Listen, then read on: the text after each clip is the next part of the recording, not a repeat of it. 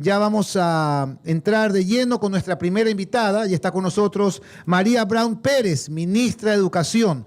Ministra, buenos días. Le saluda Juan Javier Benedetti. Bienvenida a Punto de Orden.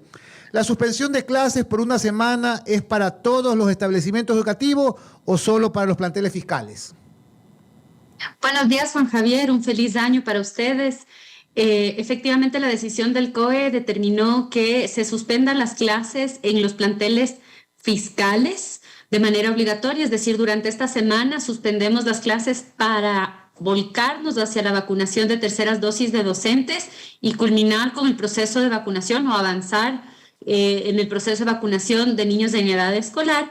Y en el caso de colegios particulares, fiscomisionales y municipales, la resolución del COE les da tres alternativas, les dio tres alternativas que ellos tenían que comunicar a la familia. La una era acogerse a ese cronograma para recuperar esa semana de clases al finalizar el año lectivo.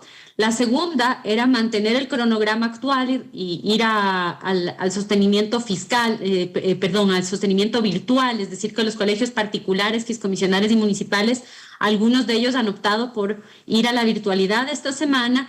Y la tercera opción era realizar las clases de manera semipresencial con aforos de 2.25 metros cuadrados, pero asegurándose que durante esta semana quienes vayan de manera presencial sean quienes ya tenían el esquema de vacunación completo. Es decir, la disposición era de cumplimiento obligatorio para el 100% de las instituciones educativas fiscales. Tengo también entendido que hay una interrupción de actividades educativas en las actividades, con actividades recreativas. Bien, señora ministra, se ha anunciado la aplicación de una dosis de refuerzo a los profesores. ¿Ya empezó esta campaña de vacunación? Sí, esta campaña ya inició este fin de semana. Tuvimos una buena respuesta de docentes que ya se han empezado a acercar a los puntos de vacunación. Lo seguirán haciendo a lo largo de esta semana. La meta es cubrir con la tercera dosis de todos los docentes que ya hayan recibido la segunda dosis hace 5 meses o más, que es la gran mayoría de ellos. La gran mayoría de ellos ya cumplen los 5 meses y por lo tanto esta semana está destinada precisamente para que ellos puedan acercarse a la vacunación, que a su vez puedan llevar a sus hijos a los procesos de vacunación, que puedan acompañar a los adultos que les acompañan en sus hogares a los procesos de vacunación, de manera tal que el 17, que se retomarían las clases, ellos ya hayan recibido este refuerzo a la inmunización, que llegó a una cobertura mayor del 93% de los docentes a nivel nacional. Es importante, Juan Javier, en Guayaquil tuvimos el mayor caso el mayor número de casos reportados de docentes contagiados. Esto se dio después del feriado de Navidad y Año Nuevo. Esto quiere decir que también hubo docentes que se contagiaron durante este feriado. Se trata, para ser exactos, de 266 casos que fueron reportados durante la primera semana de enero y seguimos pues receptando los casos adicionales.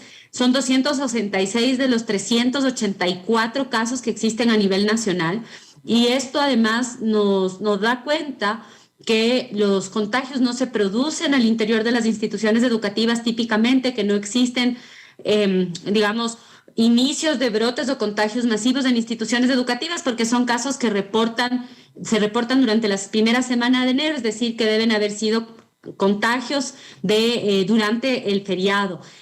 Asimismo, Guayas, es una de las ciudades y las provincias con el más bajo índice de planes de continuidad educativa aprobados, es decir, que es una de las provincias con menos instituciones asistiendo de manera presencial, que es el 56% de las instituciones. Por lo tanto, no existe una correspondencia entre el número de casos y la presencialidad. Al contrario, provincias en donde tenemos altísimos índices de presencialidad, como Chimborazo, Cañar, que son el 96, 98%, o Cotopaxi, 95% de las instituciones que asisten de manera presencial, no tenemos este alto índice de casos. En Chimborazo, por ejemplo, durante la semana pasada se reportaron 6 casos de docentes, mientras, como decía, teniendo más del 96% de las instituciones asistiendo de manera presencial, en tanto que en Guayas, con un número mucho menor de instituciones asistiendo de manera presencial, tuvimos 266 casos.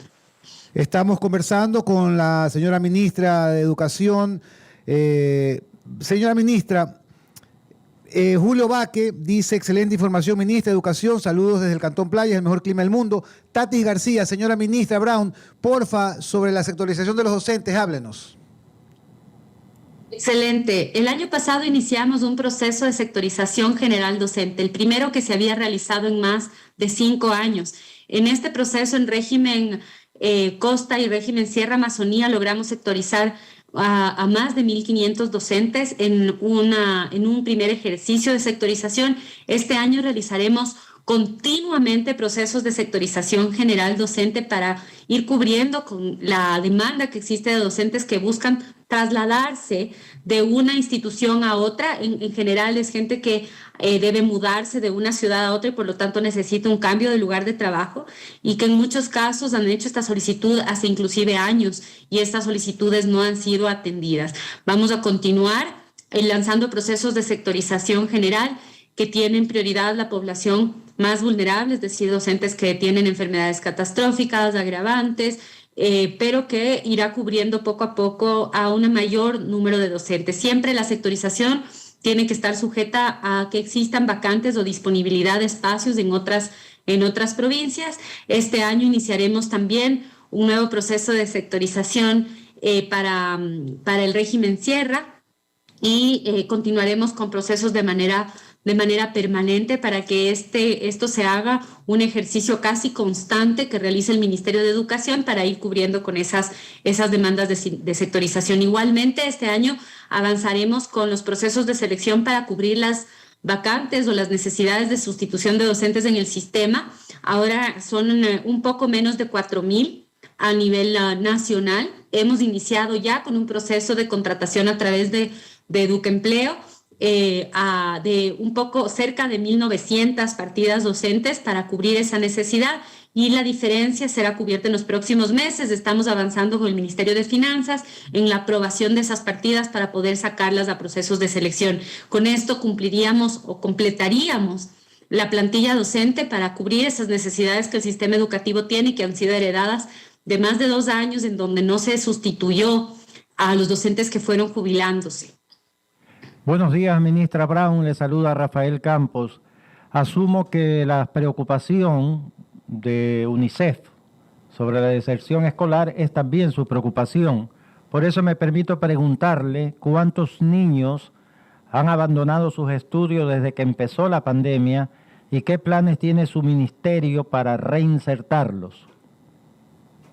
Rafael, por supuesto, esa es una de nuestras tantas preocupaciones y uno de los factores que se toman en consideración en el COE para tomar decisiones sobre el retorno a la presencialidad y considerando aquello que también ha mencionado UNICEF, que es que lo último que debemos cerrar es la educación y lo primero que debemos abrir es la educación, de manera que podamos también atender a otros problemas como el incremento en tasas de ansiedad, de depresión, estrés, índices de suicidio en jóvenes en edad escolar, así como también el trabajo infantil.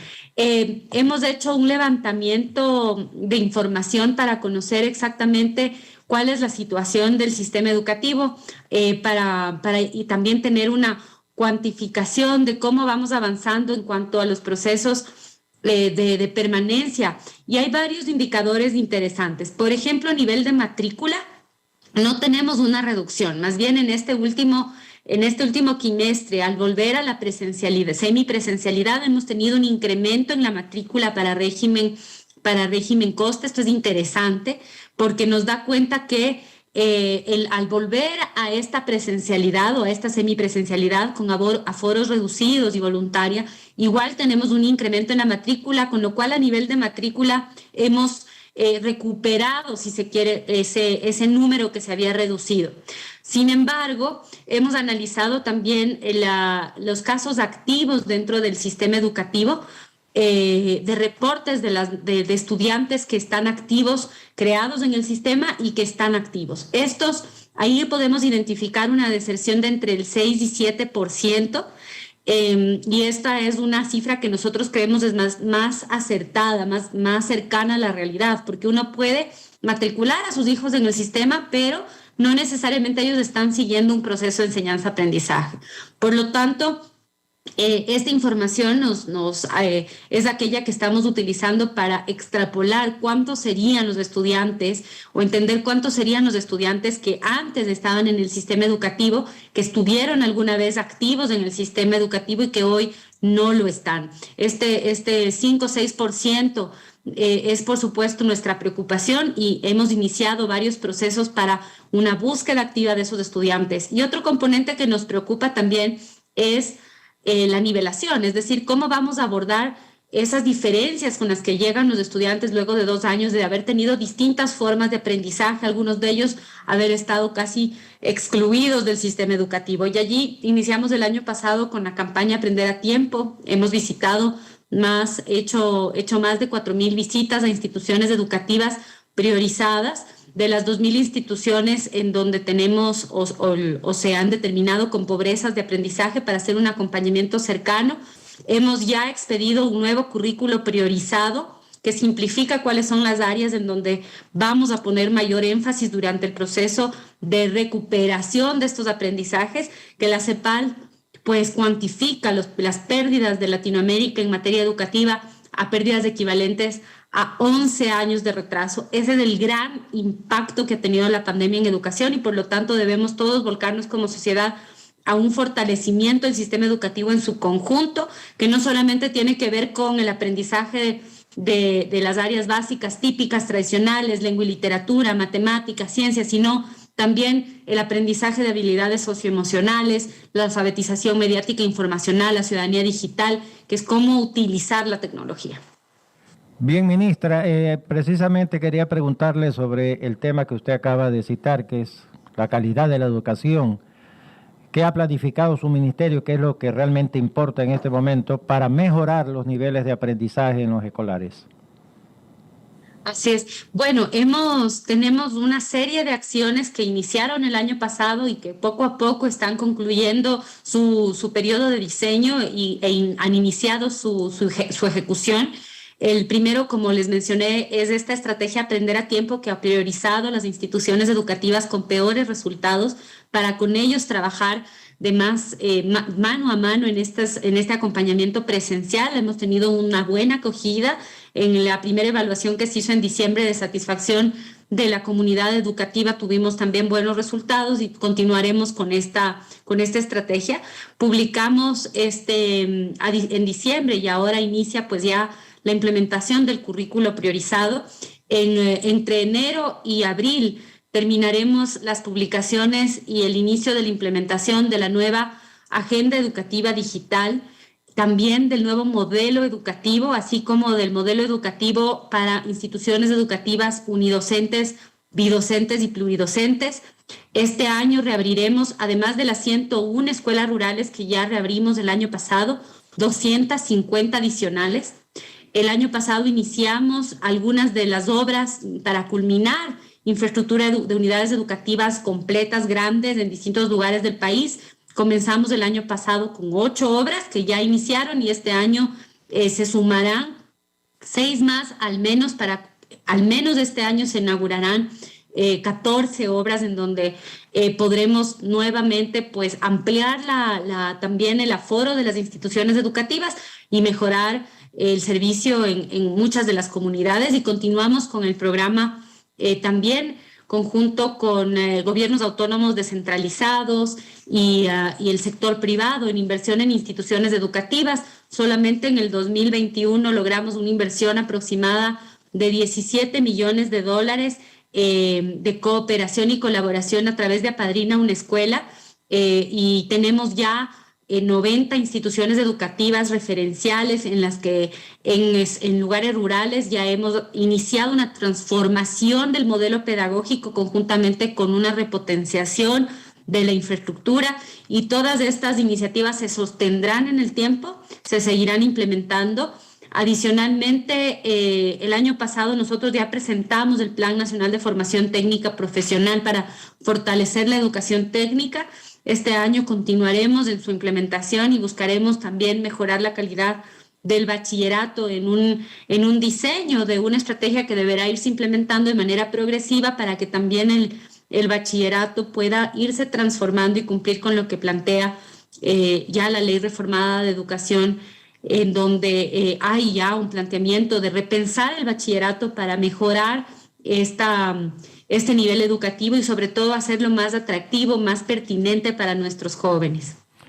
Estamos conversando con la ministra de Educación, María Brown. De mi parte le agradezco, ministra, por sus respuestas. Juan Javier, tengo entendido, tiene otras inquietudes que plantearle. 8:37, señora ministra, antes de mi pregunta final, leo un par del público. Carlos Luis Jaramillo, señora ministra, ¿es verdad que esta semana será descontada de las vacaciones del docente? ¿Y por qué no se tomó la decisión mejor de acogernos nuevamente a las virtualidades por un mes, ya que una semana es muy pocos días?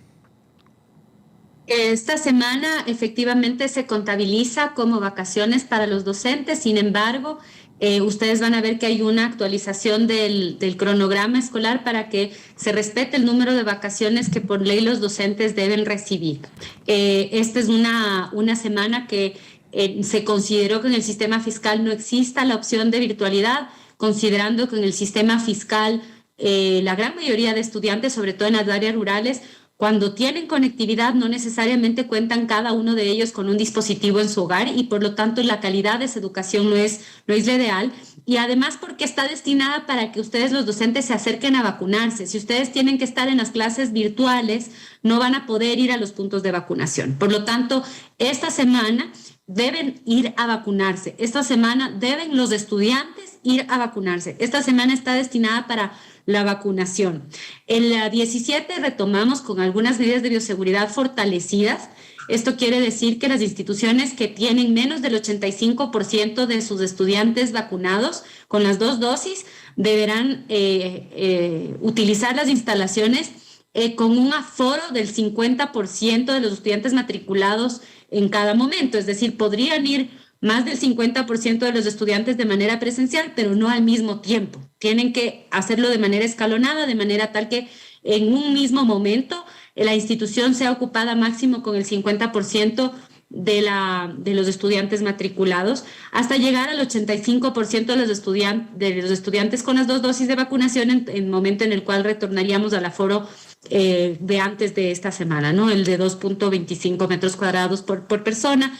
Recordarles que el 17, con estos aforos, ya las instituciones educativas deben ofertar la posibilidad de presencialidad a todos los niveles educativos, desde primer grado hasta tercero de bachillerato, para que las familias que deseen enviar a sus hijos de manera presencial puedan hacerlo y concluir diciendo que los docentes y estudiantes que tengan síntomas o que tengan confirmado un caso de COVID no deben asistir a la institución de forma presencial, deben reportarle a la autoridad de la institución educativa. En el caso de docentes, ese mismo día deben acudir a un centro de salud para ser evaluados y tener pues un diagnóstico por parte de los profesionales de salud y, si es necesario, la prueba de COVID, y en función de ello activar los protocolos que en ningún momento plantean que exista presencia de docentes con casos o sospecha de COVID en la institución educativa. Ese es el...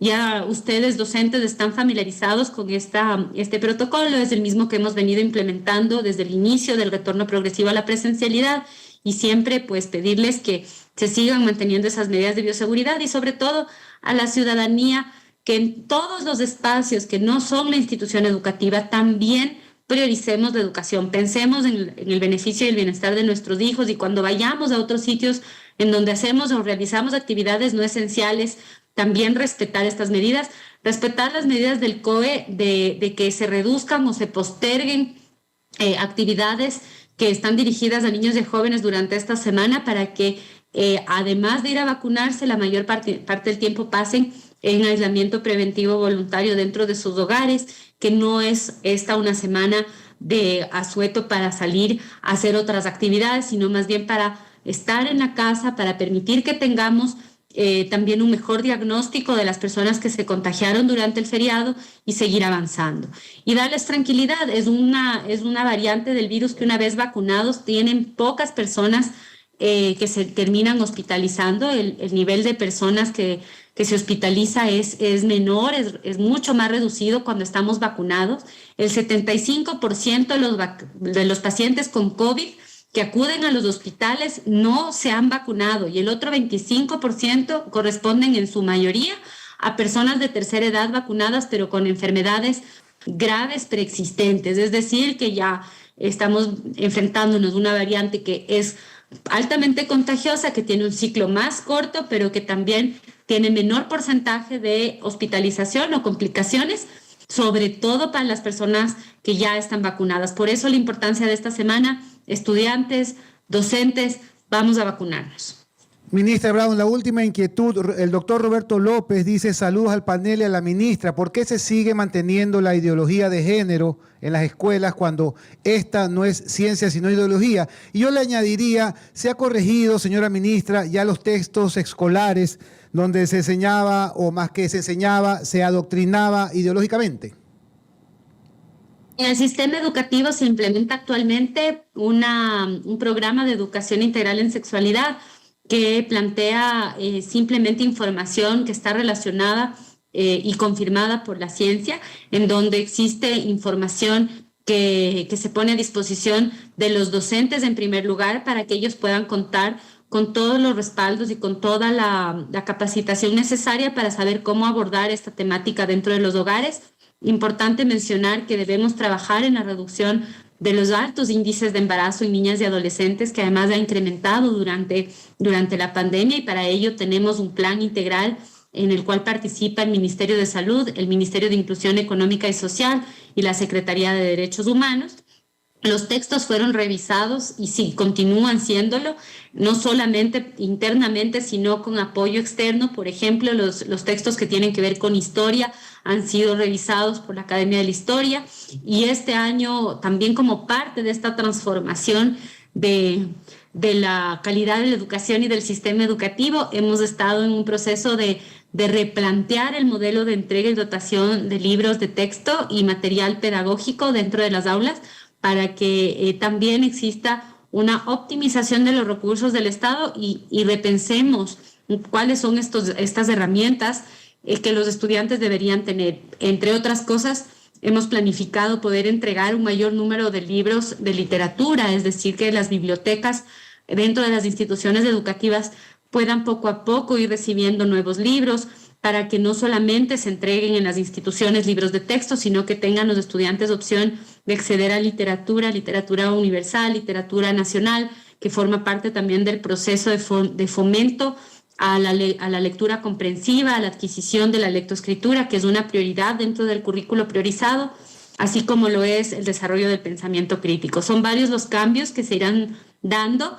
Los cambios en educación son progresivos, sobre todo cuando hablamos de un cambio de fondo. Por lo tanto, serán varios años en donde estos cambios se seguirán afianzando y podremos ver resultados ya de manera sostenida.